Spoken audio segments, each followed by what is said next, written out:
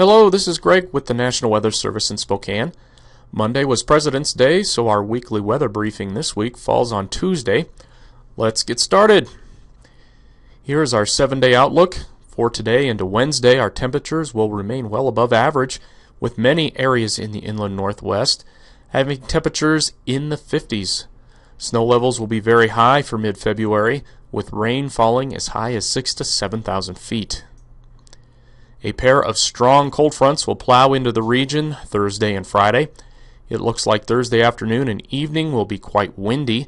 Snow levels will fall to 3,000 feet or less, bringing snow back to the mountains, but most of our valleys will experience rain or a rain-snow mix. The weekend is expected to bring a break in the active weather pattern. At this time, it looks like precipitation will be moving out of eastern Washington and north Idaho during the day Saturday, with our best chances of precipitation early in the day. We may see another chance of light precipitation Sunday night, but in general the weekend into early next week looks drier with less wind. Over the last 7 days, the storm track has been over the Pacific Northwest and the northern plains. Several fast-moving storm systems produced several inches of rain over western Washington and Oregon. The Idaho Panhandle and extreme northeast Washington was also wet, with mountain snow initially during this period. But Sunday and Monday, even high elevations saw a change from snow to rain region-wide. The warm and wet weather pattern has produced significant rises on some rivers in the Pacific Northwest.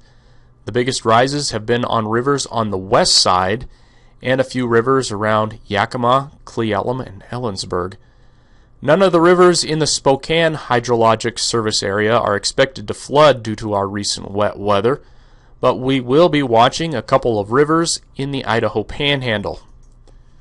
Our first one is the Coeur d'Alene River at Cataldo.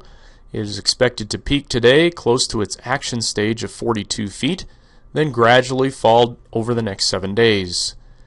The St. Joe River at St. Mary's is a slow responding river. It is expected to rise over the next couple of days and crest within a foot of the action stage of 31 feet. Rising levels on Lake Coeur d'Alene will likely keep the St. Joe River high for the next couple of weeks. We will be getting more rain during the next couple of days, but not as much as we got over the long holiday weekend. This graphic shows our precipitation forecast for Tuesday afternoon through Wednesday night.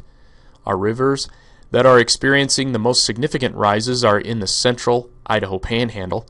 In the next 12 to 36 hours, we are looking for about 1/4 inch of rain over the St. Joe and Coeur d'Alene river basins, with snow levels at or above 6,000 feet. The first in a pair of strong late week cold fronts will arrive on Thursday. This image shows the maximum wind gust forecast for Thursday afternoon and evening.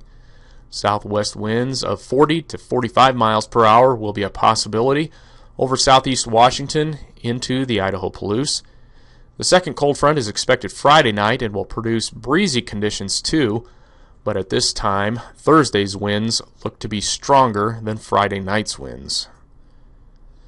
Thursday's cold front will also cause snow levels to fall closer to normal for this time of year. By Thursday afternoon, snow levels will fall into the 3,000 to 3,500 foot range.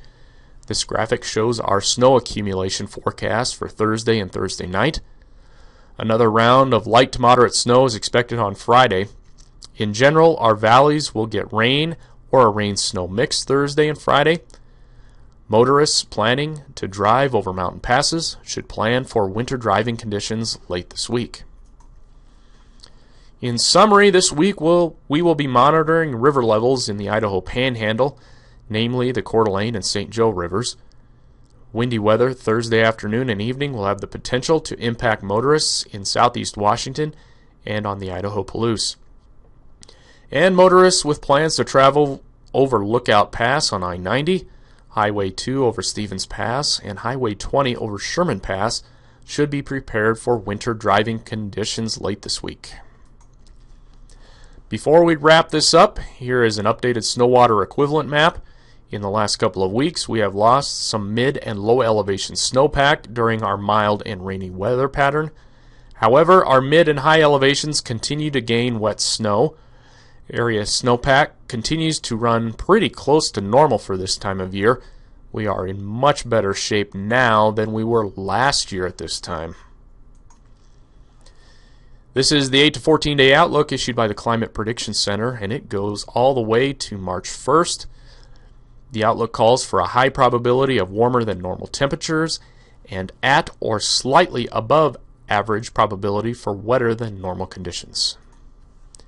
Hey, thank you for listening, and stay informed with the latest weather information by following us on Facebook, Twitter, and watching our weekly weather briefings on YouTube. Hey, have a great week.